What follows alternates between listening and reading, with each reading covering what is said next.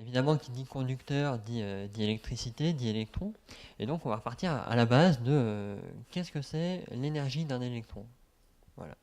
Alors, un électron, ici, à gauche, qui est dans le vide, dans l'espace, un électron qui est libre de se déplacer, bah, finalement, son énergie, c'est une valeur qui va être positive, qui va être globalement liée à sa vitesse. Ça va être son énergie cinétique, et ça peut prendre n'importe quelle valeur positive, dépendant de sa vitesse. Après, un électron qui est dans un atome, qui fait partie d'un atome. Là, par contre, son énergie va pouvoir prendre une série de valeurs discrètes, très bien définies. Hein, ça, les plus chimistes d'entre vous connaissent déjà le principe des orbitales atomiques, hein, et des niveaux d'énergie qui sont associés. Et donc, voilà, c'est une série discrète de valeurs possibles. Et dans le cas d'un solide, dans mon cas, je vais principalement parler des cristaux, mais c'est vrai de façon un peu plus générale. Là où finalement les atomes vont mettre en commun leurs électrons pour faire des liaisons chimiques, et bien là on va avoir un certain nombre de bandes d'énergie permises, c'est-à-dire des gammes d'énergie plus ou moins continues que l'électron va pouvoir, que les électrons vont pouvoir occuper. Alors globalement, si on trace ça sur un graphe, donc l'énergie possible pour les électrons, eh bien il y a un certain nombre de valeurs possibles, enfin de gammes d'énergie continues qui sont séparées par des bornes interdites. Voilà.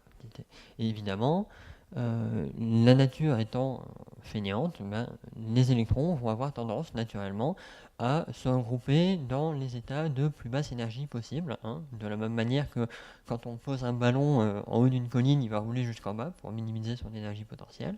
Ben là, c'est pareil.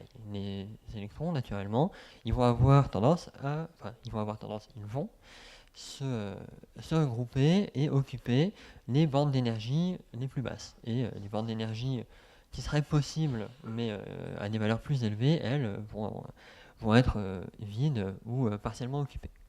Et en fait, maintenant qu'on a ce modèle, on va s'intéresser uniquement à ce qui va se passer à la limite, ici, entre finalement ce qui se passe au moment où on quitte les bornes d'énergie qui sont occupées et on arrive à des bornes d'énergie qui sont libres. Parce que, voilà, si on regarde ces bornes d'énergie, on a la dernière borne d'énergie qui est complètement remplie, qui s'appelle la borne de valence. Et au-dessus, séparée par ce qu'on appelle une borne interdite, on a la borne de conduction, qui est la première borne d'énergie qui n'est pas complètement remplie par des électrons. Et évidemment, au vu du nom de cette borne, on se doute bien que si on l'a appelée comme ça, c'est parce que c'est grâce à cette borne de conduction qu'on va avoir des phénomènes de conduction électrique dans les matériaux.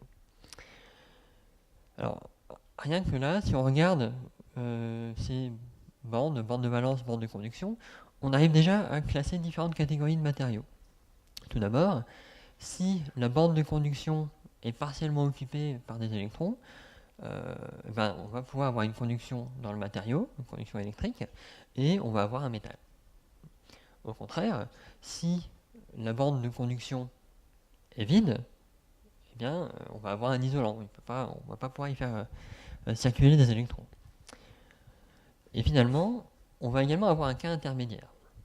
Ce cas intermédiaire, c'est celui où, à très basse température, la borne de conduction est vide, et la borne de valence est évidemment remplie, par définition. Par contre, les deux sont séparés par une bande interdite relativement faible, de l'ordre de quelques électronvolts. Et finalement, ce qui va se passer, c'est que quand on va augmenter un petit peu la température, là, parce que voilà, cette image-ci, c'est ce qui se passe à 0 Kelvin, hein, la température au zéro absolu. Et dès qu'on va augmenter un petit peu la température, on va apporter de l'énergie aux électrons, et une partie de cette énergie va pouvoir être utilisée pour faire passer un certain nombre d'électrons depuis la borne de valence jusqu'à la borne de conduction. C'est comme ça qu'on a découvert finalement ces matériaux pour la première fois, où il y a des gens qui se sont rendus compte que la conductivité de ces matériaux augmentait quand on augmentait la température. Voilà. Et donc, ces semi-conducteurs, il y en a un certain nombre de matériaux qui vont être semi-conducteurs. Donc, des matériaux composés d'un seul type d'élément, en particulier silicium, hein, comme on l'a dit tout à l'heure, qui est le semi-conducteur le plus connu et un des plus importants. Germanium aussi, ou alors des semi-conducteurs qui vont être composés d'un alliage de différents éléments, ce qu'on appelle les semi-conducteurs 3-5, on va les classer suivant les colonnes atomiques des éléments qui les composent. Donc les semi-conducteurs 3-5 avec aluminium, gallium ou indium, et puis un atome de la colonne 5, souvent de l'azote, du phosphore, de l'arsenic par exemple, et on peut faire la même chose avec les 2,6. Donc on a un grand nombre de matériaux qui vont avoir des applications différentes, des propriétés différentes, mais qui sont tous semi-conducteurs. Alors, donc, si on fait le bilan, finalement, un semi-conducteur, c'est un matériau qui a une bande interdite relativement étroite et qui, à des températures, on va dire normales, température ambiante, va souvent être conducteur, mais pas beaucoup, parce qu'il y a juste un nombre réduit d'électrons qui vont pouvoir avoir l'énergie pour passer de la bande de valence à la bande de conduction et qui vont donc pouvoir permettre la conduction électrique.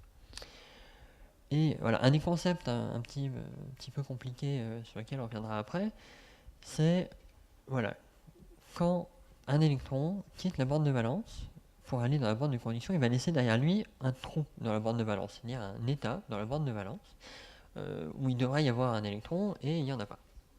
Ça, c'est la première chose à retenir. Et la deuxième chose, c'est que ce trou, il va permettre la conduction à sa façon. De la même façon qu'un électron dans la bande de conduction permet la conduction électrique, un trou, ça va également permettre la conduction. Finalement, une façon de se représenter ça, c'est si je vous vois tous là qui occupaient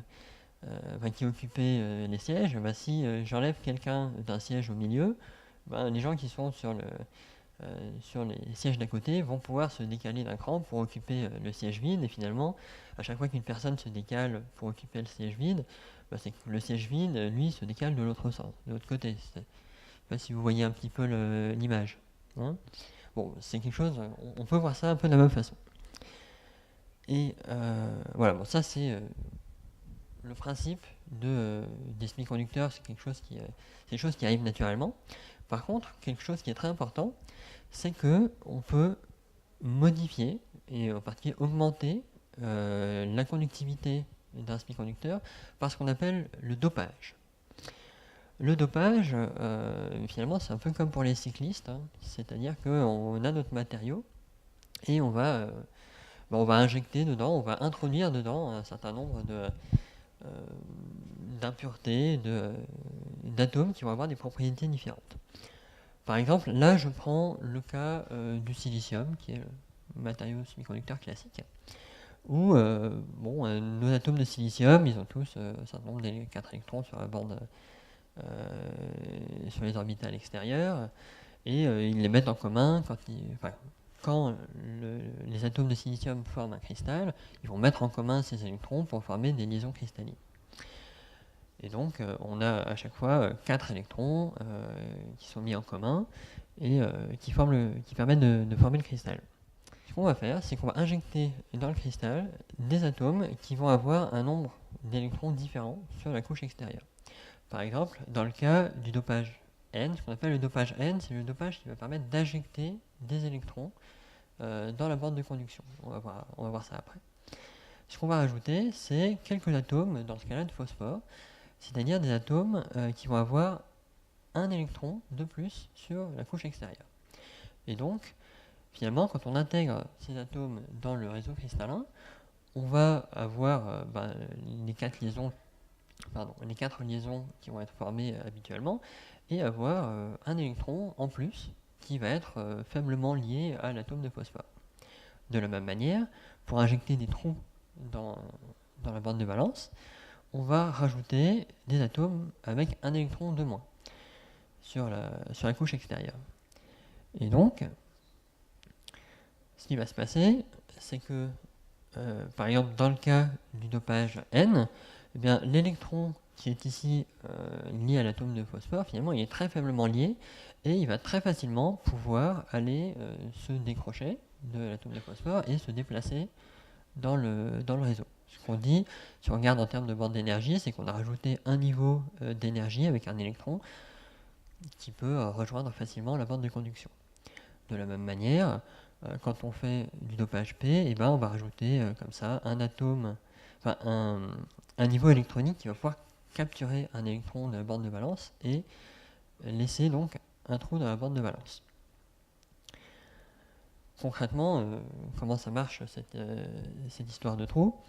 Eh bien, on a là notre atome de dopant avec le trou, l'endroit où il devrait avoir un électron pour former une liaison, mais un électron qui n'a pas apporté.